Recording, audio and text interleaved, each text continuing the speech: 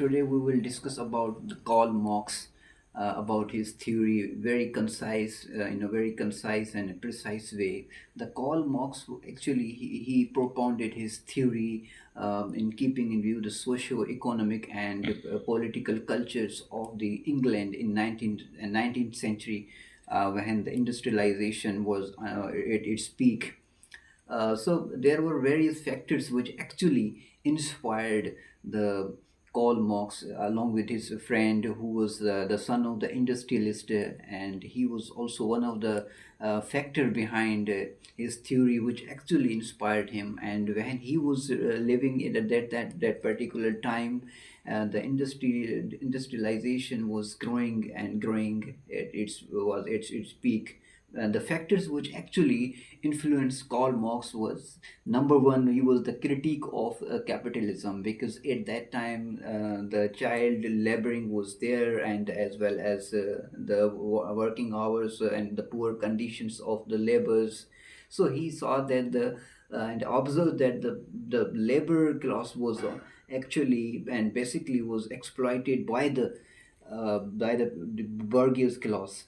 So this was one of the reasons of the he was the critique of the capitalism. And number two was the historical determinism. Historical determinism, actually he observed that the economic factors actually shape the social, economic, and political and cultural conditions of the society, and whatever happens in the society is actually determined by the economic factors rather than any kind of consciousness or ideas.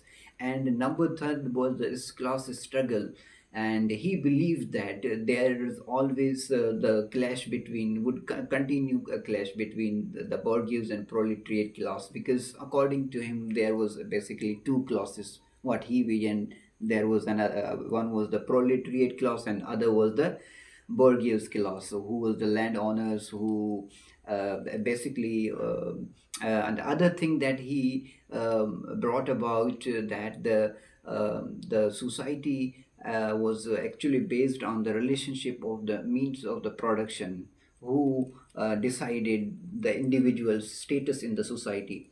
And eventually he thought that the class struggle will bring about the revolution. And the third or fourth the point was his vision, which actually inspired him, his vision of classless society. He wanted the equality, and he wanted to eschew or shun from the ownership of the properties. So these were the four factors. Now the four elements what the theory he propounded about was, well, number one was the economic determinism.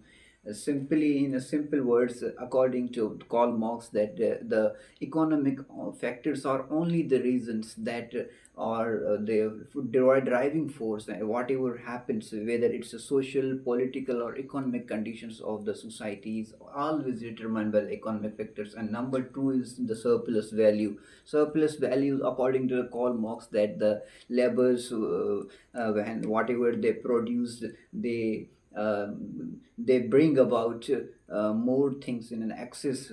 However, they are not able to get whatever they are giving their inputs in different kind of their jobs, in their works.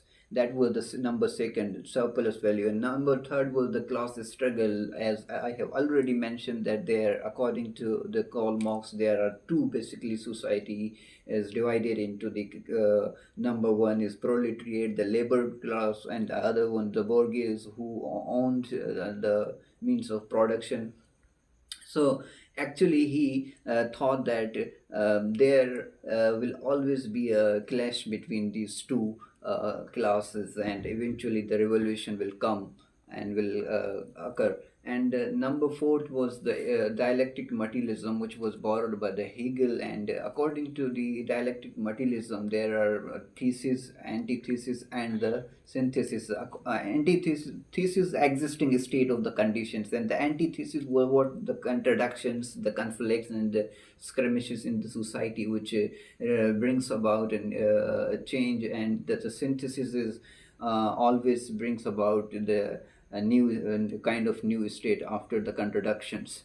So this was actually the determinism, and economic dialectic materialism was based on what he wanted to say, that the materialistic things actually determine or decide whatever happens in the society, rather than any kind of ideas or consciousness, knowledge.